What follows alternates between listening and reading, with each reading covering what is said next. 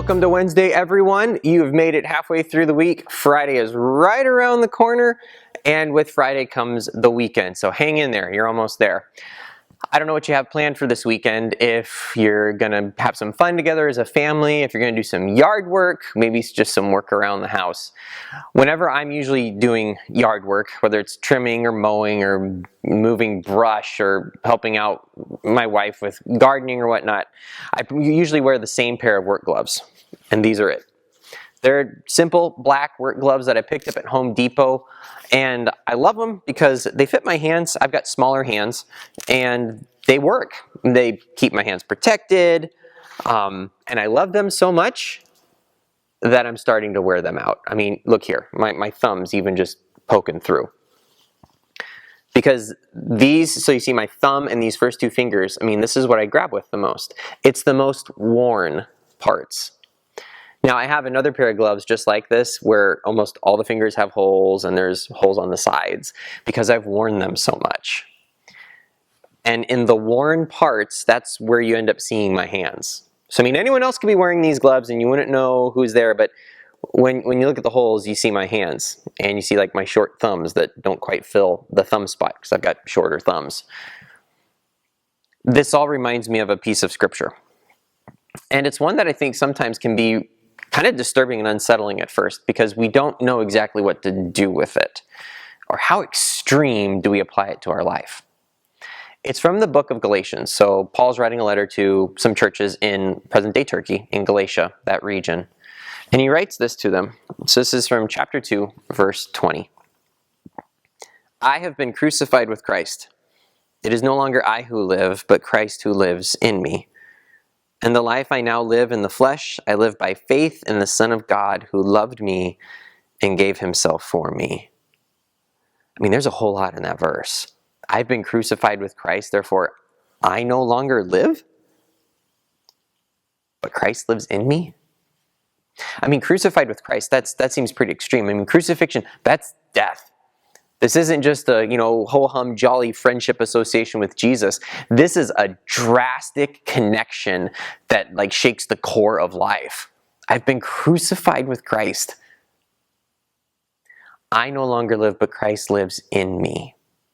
I mean, it's a dying to self. The parts of us that we really thought made us who we are, realizing that unless God has made those parts what they are, they're just about us, they're not about him. There's probably times in our life where we feel worn, where our patience runs thin, where our pride gets pricked, when a friendship is difficult, when forgiveness comes hard, where grace is a lot easier to withhold instead of extend to somebody else, when our words don't match our heart, when our heart don't match our words and we end up living hypocritically. These are the parts of our life that are crucified with Christ.